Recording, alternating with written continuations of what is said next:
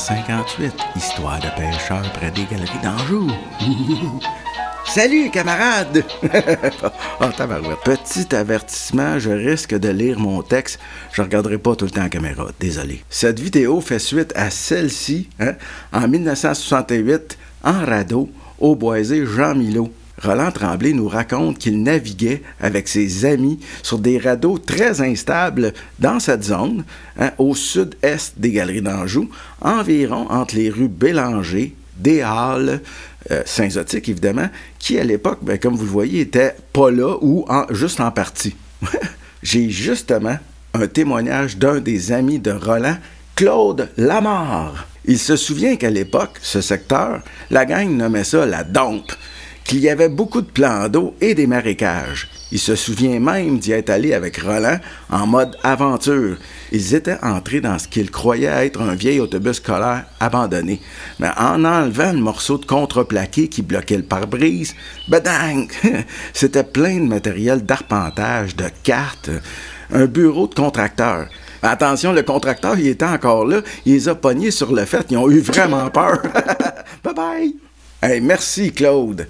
Alors, cette vidéo fait aussi suite à celle-ci. Il y a 9000 ans dans l'est de Montréal, partie 3. À la fin de la vidéo, je vous montrais cette photo aérienne de 1956. Alors ici, nous avons le jardin botanique, le parc Maisonneuve, l'hôpital Maisonneuve-Rosemont et en arrière, le bois des Pères.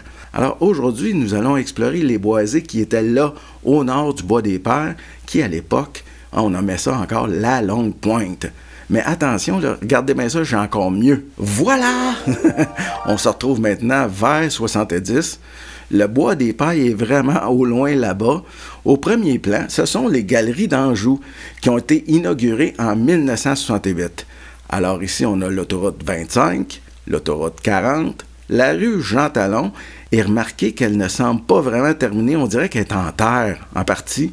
Et enfin ici, le carrefour L'Angelier. On voit très bien, mais super bien, les grands boisés marécageux. C'était absolument magnifique. Et c'est là, dans ce secteur, que j'ai une belle histoire de pêcheur. Oui, une histoire de pêcheur. Puis l'histoire me vient de Diane Audet.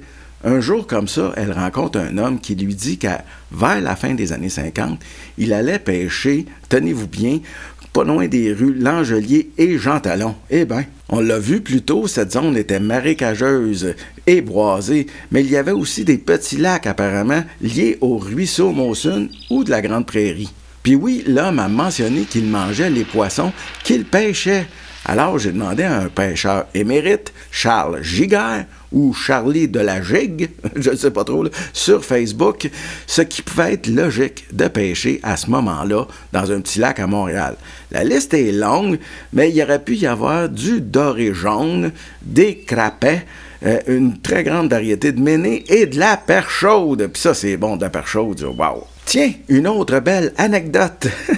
Cette fois, ça me vient de John Trevisono. Salut! Alors, vers 75, les jeunes se promenaient en bicycle sur la rue Jean-Talon, puis allaient en arrière du carrefour L'Angelier à la chasse aux crapauds d'Amérique. Ben oui, dans un marais qui était à peu près en arrière du Woolco. Attends, j'en ai une autre, ouais. Cette fois, c'est ici, un peu au nord de la 40, près du boulevard du Haut-Anjou. L'histoire me vient de Michel Branchot. Au début des années 70, il se souvient qu'au printemps, l'ancien lit d'un des affluents du ruisseau de Montigny se gorgeait d'eau. Et c'est là qu'avec un ami, il a eu la brillante idée d'aller écœurer un rat musqué. Il faut savoir que c'est vraiment territorial, c'est un rat musqué. Yeah! En tout cas, ils ont eu vraiment peur. Ils sont... Bye-bye, là! Alors, ça fait vraiment beaucoup de marécages, de boisés, de rats musqués, de perches chaudes, wow, de crapauds même, à la limite. Mais est-ce qu'on est capable de résumer tout ça, de faire une synthèse? Eh bien, oui! J'ai créé une carte Google. Je vais bien de la misère à le dire. Google! En tout cas, elle est là, et elle se nomme Patrimoine naturel de l'Est de Montréal. Évidemment, le lien sera dans la description du vidéo, juste ici, là. OK, on est où? Les Galeries d'Anjou sont juste ici. L'autoroute 40, le carrefour L'Angelier et la rue Jean-Talon. Comme on peut le voir, de nos jours, il ne reste rien des vieux boisés marécageux. Ici, au boisé Jean-Milot, ça avait été rasé dans le passé et ça a repoussé à partir environ des années 80. OK, on va tout d'abord cliquer sur l'onglet Forêt, boisé et bocage. Oh wow! On a ici les boisés marécageux qui apparaissaient sur la photo des années 70. Ah, que c'est beau! Oh wow! Maintenant, si on clique sur l'onglet Ruisseaux et milieux humides, voici tous les marais et marécages dans ce secteur. Il y en avait vraiment beaucoup. Qu'est-ce que ça raconte, ça, tous ces marécages? Ben, c'était un grand plateau mal drainé. Voilà. Et tout ça était lié au bassin versant du ruisseau Mawson, un grand ruisseau qui a été canalisé des années 30 à 60. Tiens, bonus, je vous fais apparaître l'affluent du ruisseau de Montigny où Michel Branchot a vu le rat musqué agressif. OK, maintenant, nous allons nous approcher de cette zone ici. Ah, c'est beau! Nous sommes à l'intersection du boulevard Langelier et de la rue Bélanger. Il y a un Starbucks très populaire juste ici. Vous voyez le marais ou le petit lac juste là? Eh bien, il est très visible sur une photo aérienne d'environ 54. Voilà!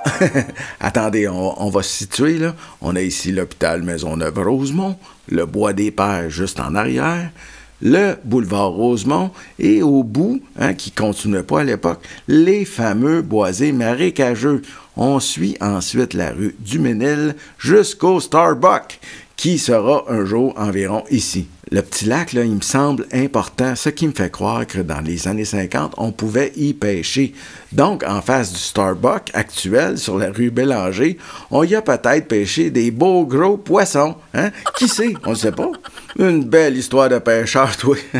Qu'est-ce qui est plate avec tout ça, c'est qu'une fois que j'ai analysé tout le territoire, je me suis rendu compte qu'on a détruit des très vieux boisés dans le secteur des rues Jean-Talon et des Halles. Ah ouais, ça a été vite, hein? On va refaire la transition, on revient jusque dans le présent. OK, puis là, on retourne jusqu'en 1947. Hey, c'est beau, c'était beau. On peut le voir par les ombrages, comme vous voyez, là, les arbres étaient grands, ils étaient matures. Aussi, la texture du boisé, ça montre un boisé, un vieux boisé. Et d'après mes recherches, ce boisé était similaire à ce que l'on retrouve aujourd'hui dans l'est de Montréal, comme par exemple près des boulevards Saint-Jean-Baptiste et Henri Bourassa à Rivière-des-Prairies. Alors, une belle transition jusqu'en 1947. Hey, on fait bien ça ici, hein? La texture des boisés et les ombrages sont tout à fait similaires. Et sachez qu'ici, on trouve encore aujourd'hui de beaux gros érables à sucre. Ce qui me fait penser qu'ici, on avait affaire à une érablière à carrier cordiforme. La bonne vieille érablière montréalaise, toi. On aurait pu faire du sirop d'érable. Du sirop d'érable. Ouais, c'est vraiment triste. Et sachez que c'est dans les années 60 que, d'après les photos aériennes que je fouille depuis maintenant plus de 10 ans, c'est là que je vois le plus de destruction de nature à Montréal. C'est vraiment affligeant. On voit que l'urbanisme c'était du gros n'importe quoi. Là. Moi, j'appelle ça de l'urbanisme sauvage ou de l'urbanisme à la va, comme je te pousse. C'était vraiment n'importe quoi. Au plus rapide, en tout cas, tu le vois, on aurait pu faire autrement. Vraiment, on aurait pu faire autrement. Surtout, en se construisant plus haut, puis en conservant des parcelles de boisés, au lieu de s'étendre comme ça, avec des magasins très bas, qui prennent énormément d'espace. C'est vraiment n'importe quoi. Puis malheureusement, on fait encore n'importe quoi, même si à Montréal, il reste plus grand-chose à sauver, mais on détruit encore. Comme au boisé Steinberg, on veut faire passer une autoroute exclusive aux camions pour Raymond Logistique. Raymond Logistique qui aime nous dire « J'ai le doigt! » Hein? Il y a le doigt, c'est ça l'affaire. C'est ça la grosse problématique. C'est qu'il y a le doigt. J'ai le doigt.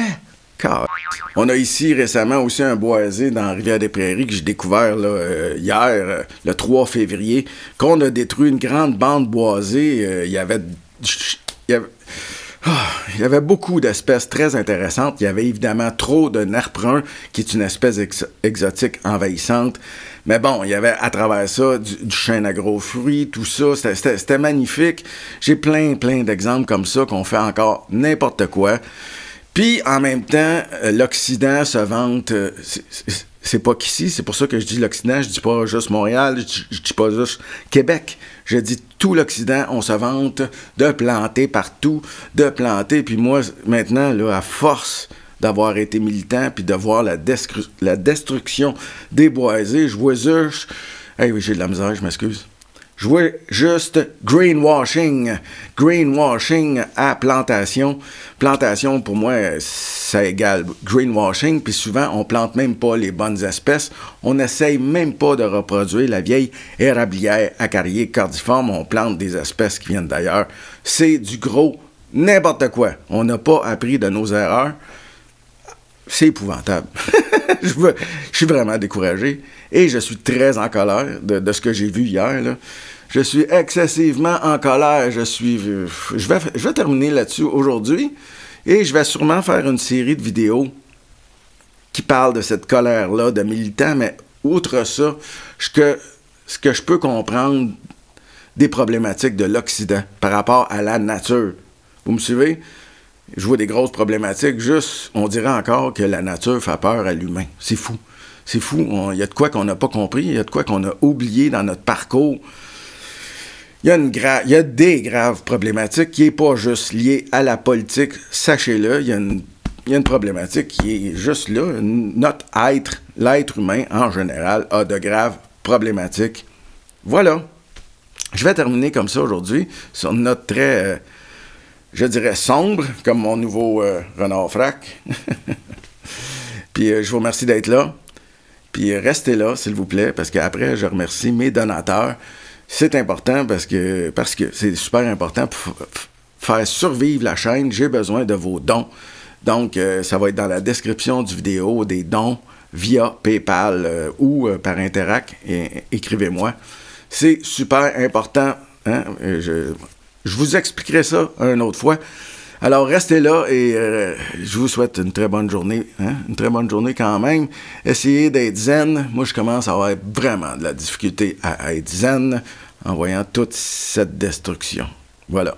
Je m'excuse si... oh non, j'arrête de m'excuser. Je fais que ça dans la vie. OK, bye bye.